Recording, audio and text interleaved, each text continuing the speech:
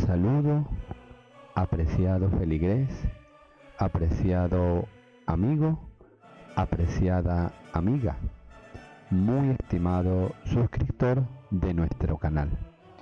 Bienvenido a nuestra sesión Conociendo a los Santos, nuestros hermanos mayores.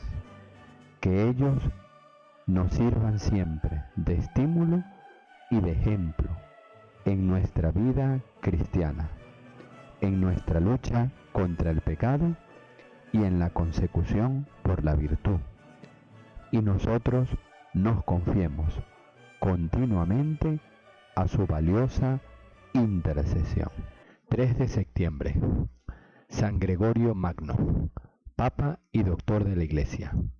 Audiencia General, Papa Benedicto XVI, miércoles 28 de mayo de 2008.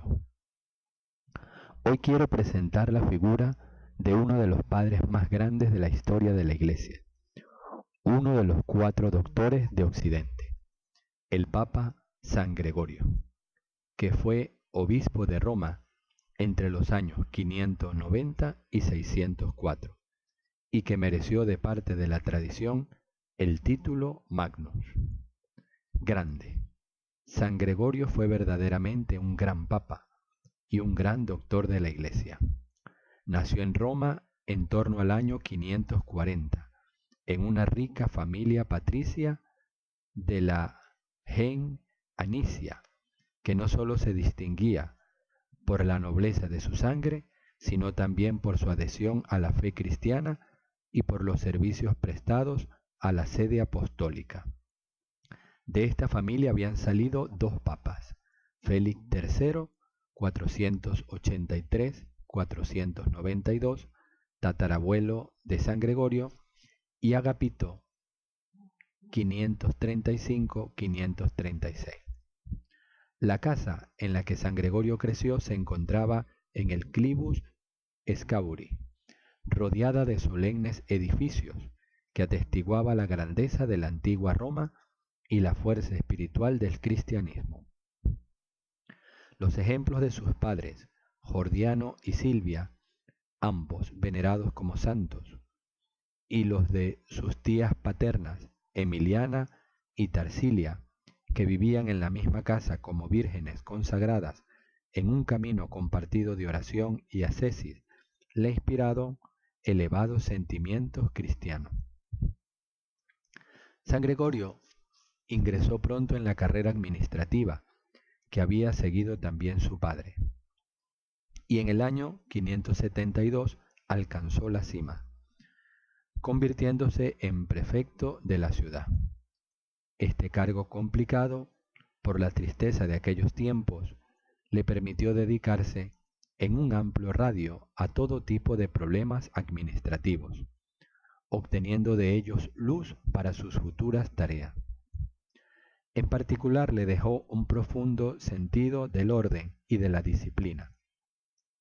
Cuando llegó a ser papa, sugirió a los obispos que en la gestión de los asuntos eclesiásticos tomaran como modelo la diligencia y el respeto que los funcionarios civiles tenían por las leyes. Sin embargo, esa vida no le debía satisfacer, dado que no mucho tiempo después decidió dejar todo cargo civil para retirarse en su casa y comenzar la vida de monje, transformando la casa de la familia en el monasterio de San Andrés en el cielo.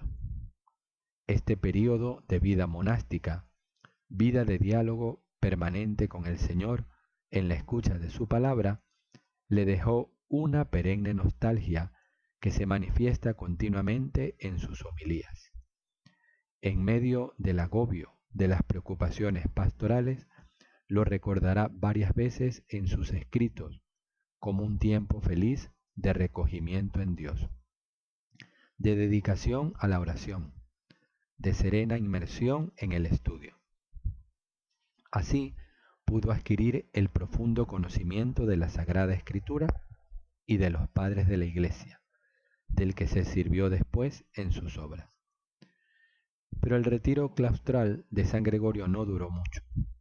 la valiosa experiencia que adquirió en la administración civil en un período lleno de graves problemas, las relaciones que mantuvo con los bizantinos mientras desempeñaba ese cargo y la estima universal que se había ganado indujeron al Papa Pelagio a nombrarlo diácono y enviarlo a Constantinopla como su aproquisario, hoy se diría nuncio apostólico, para terminar con los últimos restos de la controversia monofisita y sobre todo para obtener el apoyo del emperador en el esfuerzo por contener la presión longobarda.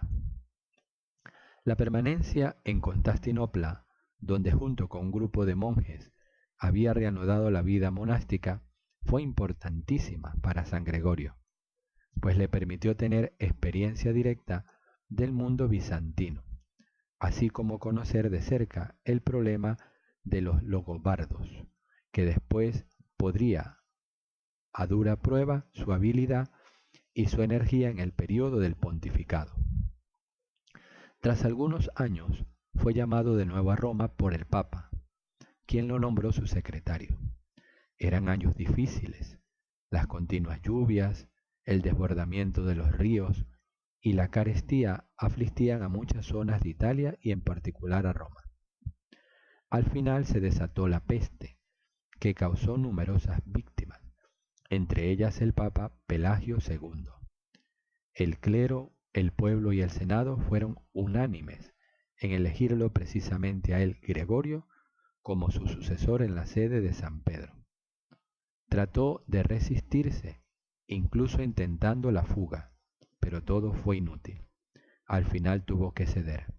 Era el año 590. Reconociendo que lo que había sucedido era voluntad de Dios, el nuevo pontífice se puso inmediatamente al trabajo con empeño. Desde el principio puso de manifiesto una visión singularmente lúcida de la realidad que había que afrontar, una extraordinaria capacidad de trabajo para resolver los asuntos tanto eclesiásticos como civiles, un constante equilibrio en las decisiones, incluso valientes, que su misión le imponía.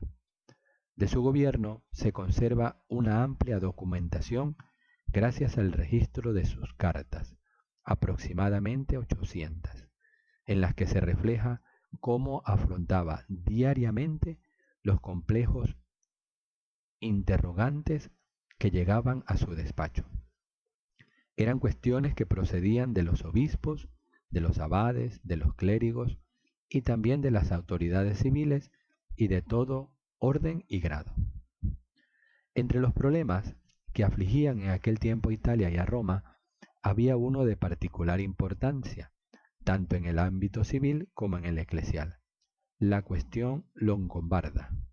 A ella dedicó el Papa todas las energías posibles en orden a una solución verdaderamente pacificadora. A diferencia del emperador bizantino, que partía del presupuesto de que los longobardos eran solo individuos burdos y depredadores a quienes había que derrotar o exterminar, San Gregorio veía a esta gente con ojos de buen pastor, con la intención de anunciarles la palabra de salvación, entablando con ellos relaciones de fraternidad, con vistas a una futura paz fundada en el respeto recíproco y en la serena convivencia entre italianos, imperiales y longobardos. Se preocupó de la conversión de los pueblos jóvenes y de la nueva organización civil de Europa. Los visigodos de España, los francos, los sajones, los inmigrantes en Bretaña y los longobardos fueron los destinatarios privilegiados de su misión evangelizadora. Celebramos la memoria de San Agustín de Canterbury, jefe de un grupo de monjes a los que San Gregorio encargó dirigirse en Bretaña para evangelizar a Gregorio. Para obtener una paz efectiva en Roma y en Italia, el Papa se comprometió a fondo. Era un verdadero pacificador, emprendiendo una estrecha negociación con el rey longobardo Agilulfo.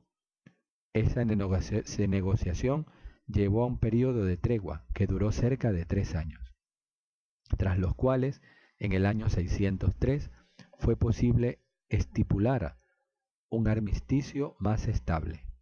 Este resultado positivo se logró, entre otras causas, gracias a los contactos paralelos que entretanto el Papa mantenía con la reina Teodolinda, que era una princesa bávara, y a diferencia de los jefes de los otros pueblos germanos, era católica, profundamente católica. Se conserva una serie de cartas del Papa San Gregorio a esta reina en las que manifiesta su estima y su amistad hacia ella.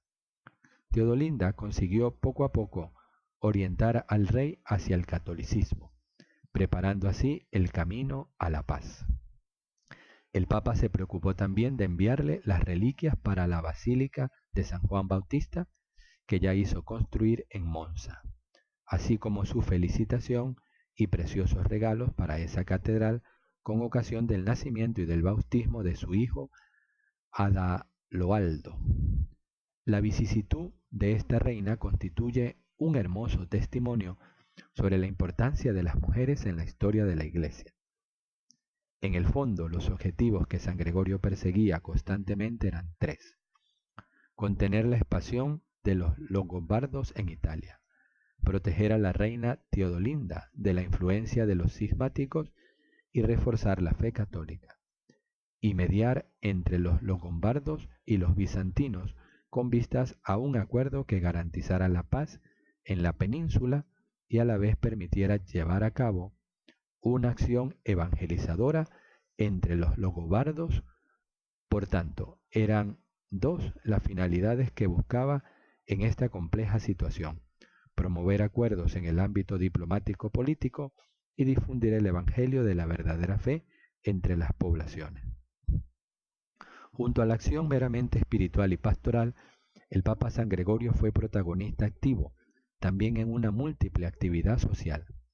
Con la resta del conspicuo patrimonio que la Santa Sede Romana poseía en Italia, especialmente en Sicilia, compró y distribuyó trigo, socorrió a quienes se encontraban en situación de necesidad, ayudó a sacerdotes, monjes y monjas que vivían en la indigencia, pagó rescate de ciudadanos que habían caído prisioneros de los longobardos, compró armisticios y treguas.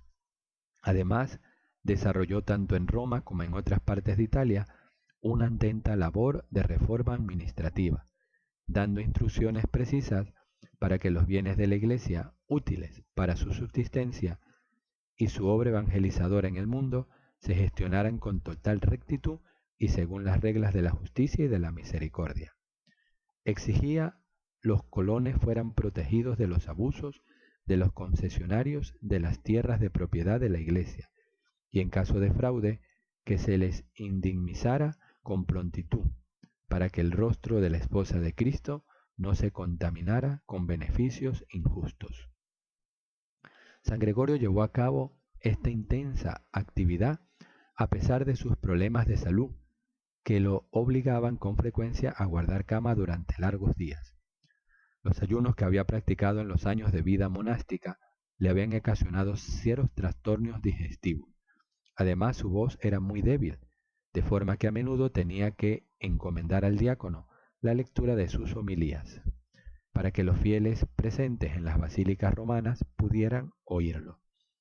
En los días de fiesta hacía lo posible por celebrar Missarum Solemnia, esto es, misa solemne, y entonces se encontraba personalmente con el pueblo de Dios, que lo apreciaba mucho, porque veía en él la referencia autorizada en la que hallaba seguridad. No por casualidad se le atribuyó pronto el título de Consul Dei.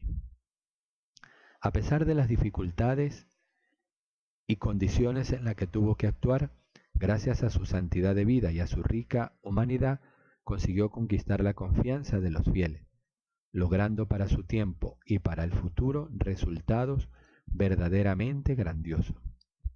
Era un hombre inmerso en Dios. El deseo de Dios estaba siempre vivo en el fondo de su alma, y precisamente por esto estaba siempre muy atento al prójimo, a las necesidades de la gente de su época. En un tiempo desastroso, más aún, desesperado, supo crear paz y dar esperanza.